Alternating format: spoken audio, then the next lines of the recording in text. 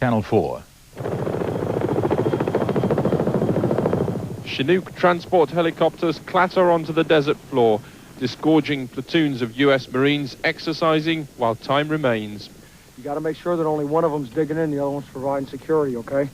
The Marine Corps has had plenty of media exposure in a war which, for these men, hasn't yet started, as they practice maneuvers near the Kuwaiti frontier, and they need the practice, according to one officer. One man's supposed to be providing security and one man's supposed to be digging. The guys that were digging, you know, had their butts stuck up in the air, get them shot right off. So my job is to go around and make sure they're not doing stuff like that, you know, so they take care of each other. The soldiers and officers explained what the purpose of such exercise really is. Well, it was as realistic as possible. The only thing that wasn't there was the enemy, of course. Well, it's very realistic, basically. You always train realistically. You never can tell when something may go off, so. It focuses an individual Marine. I think it wakes a few of them up to the realities that we face. But what exactly are the realities of mass desert warfare? None of these men knows. Those who do are a few miles off, well dug in, the Iraqi army. And with that in mind, the US Gulf Commander General Schwarzkopf has been touring desert troops in what's seen as a final morale booster. Okay, 5 minutes of unimportant questions, all right? Nothing too tough. General Schwarzkopf also used this trip to defend the Allied air bombing. We are not indiscriminately targeting civilian targets, and I think that the very action of the Iraqis themselves demonstrates that they know damn well that we're not attacking civilian targets.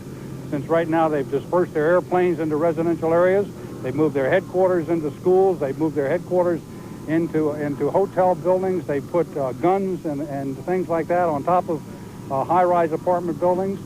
Under the Geneva Convention, that gives us a perfect right to go after those things if we wanted to, and we haven't done it. But some who'll actually have to face Iraqi artillery talk in different tones, like one exhausted Marine who's been on the border longer than most, confronting the fear of land war. The fear that it's going to start peaceful resolution of the world didn't happen. Casualties. Will my troops make it home? Will I make it home? If I do make it home, will it be the wheelchair syndrome and a lot of unknowings of what I don't know about them. About the Iraqis? Yeah, we pretty much up to date. Saddam has carried everything through that he said he was going to. The only thing that he hasn't, he said he had chemicals and chemicals in landmines, and that's part of the ground forces. Is that your greatest fear? No, the greatest fear is, will I live through this? Will my men live through this? How my family will go on without... I think that's the worst fears. And hundreds, possibly thousands, may die. Yes, it seems that he's not going to give in, and it's going to go to a ground war. And anytime you get a ground war, it's 1 versus 1, and gets real nasty on the ground. A lot of people die. A whole lot of people. You know, can you get your casualties out? Are you able to get your casualties out? And a ground war, there's nowhere to run because you're in everybody's line of fire.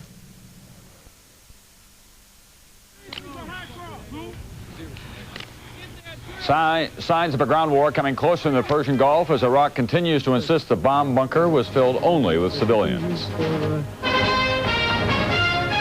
This is NBC Nightly News with Tom Brokaw. Tonight, America at war. Good evening. While American officials at the highest level continue to say publicly there is no hurry on the ground war, there are more and more signs tonight it may be sooner rather than later.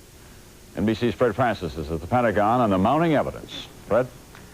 Tom, there are significant military developments tonight. Pentagon sources say they are close, very close to the point of having destroyed or badly damaged more than 50% of Iraq's best tanks, and Allied forces are now moving into place to begin the ground offensive. In preparation for the ground war, the U.S. is moving a fourth aircraft carrier, the USS America, to join the Roosevelt, the Midway, and the Ranger in the Persian Gulf. The extra warplanes will fly air cover over attacking Allied troops.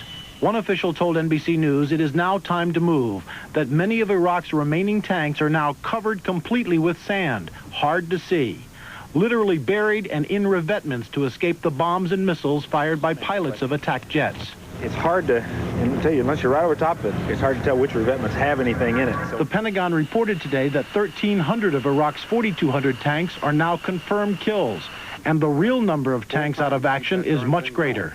So I would say that we've gotten maybe 30% or so, arithmetically, and there could be another 10, 15 or more % that are just not operational. The main land attack options are centered around the American heavy tank divisions from Europe, now in place in the barren Saudi desert well west of Kuwait. That's over 800 tanks with attack helicopter support.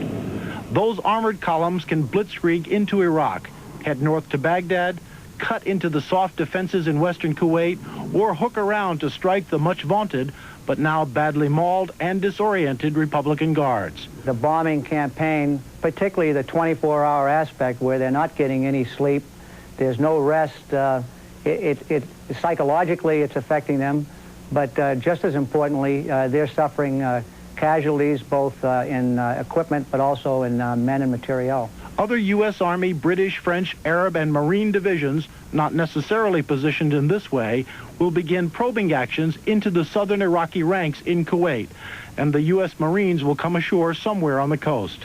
But at no time, say Pentagon sources, will those units linger in range of Iraqi artillery, the principal weapon Saddam has to deliver poison gas. If we're required to conduct land operations against the Iraqi forces, they're going to get a big surprise because we're going to lead in with our bombs, and behind our bombs is going to be artillery, and we'll take their artillery out.